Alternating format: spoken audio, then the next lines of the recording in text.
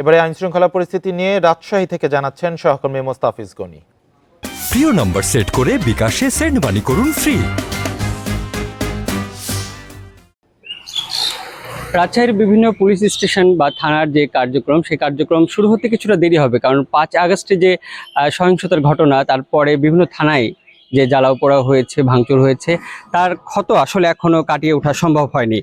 আমরা বিভিন্ন থানা ঘুরে দেখেছি, বিভিন্ন থানায় আসলে বিদ্যুতের সংযোগ ছিল না, পানির সংযোগ ছিল না। এই সংযোগগুলো সব মেরামতের চেষ্টা করা হচ্ছে। স্থানীয় রাজনৈতিক নেতারা যারা, তারা হচ্ছে সহযোগিতা করছেন। আমরা দেখেছি এই মেরামতের কার্যক্রমগুলো এখনও শুরু হয়েছে, আস্তে আস্তে কার্যক্রমগুলো শুরু হবে। তবে আসার কথা যেটা, সেটা হচ্ছে গতকাল থেকে আমরা বিভিন্ন থানায় সীমিত পরিসরে কিছু পুলিশ সদস্য আসা শুরু করেছেন। যদিও তারা হচ্ছে সাদা পোশাকে আপাতত কার্যক্রমে আসছেন, যদিও কার্যক্রমে পুরোপুরি ফেরাটা আসলে সম্ভব নয়, কারণ আমরা টেবিল, চেয়ার, কম্পিউটার, যে যন্ত্রপাতি থাকে থানার, আসলে কোনো কিছুই অবশিষ্ট নাই, সবগুলোই হচ্ছে প্রায় নষ্ট হয়ে গেছে। সেই জায়গা থেকে একটু দেরি হবে।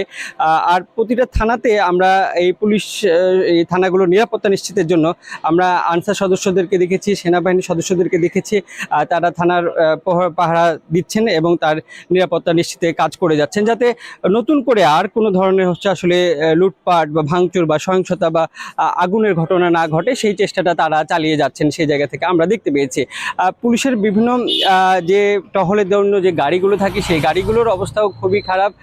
আমরা আপনাদেরকে দেখানোর চেষ্টা করব, সেগুলো হচ্ছে পুরো শেষ হয়ে গেছে। ফলে পুরোপুরি যে কার্যক্রম, সেই কার্যক্রম শুরু হতে কিছুটা দেরি এখনো সময় লাগবে, এটা আমরা জানতে পেরেছি।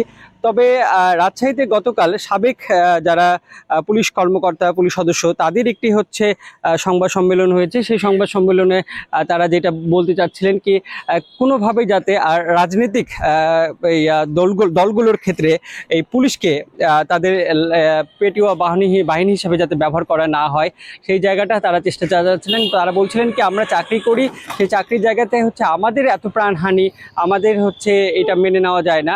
তারা বললেন কি, পুলিশ সদস্যদের নিরাপত্তা নিশ্চিত করতে হবে কর্মস্থলে, এবং তাদেরকে হচ্ছে থানায় আবার কার্যক্রমে ফিরে আসার আহ্বান জানিয়েছেন। এই ছিল রাজশাহীর সার্বিক থানা এবং যে পুলিশ ফাঁড়িগুলো, সেই অবস্থাগুলো আমার কাছে।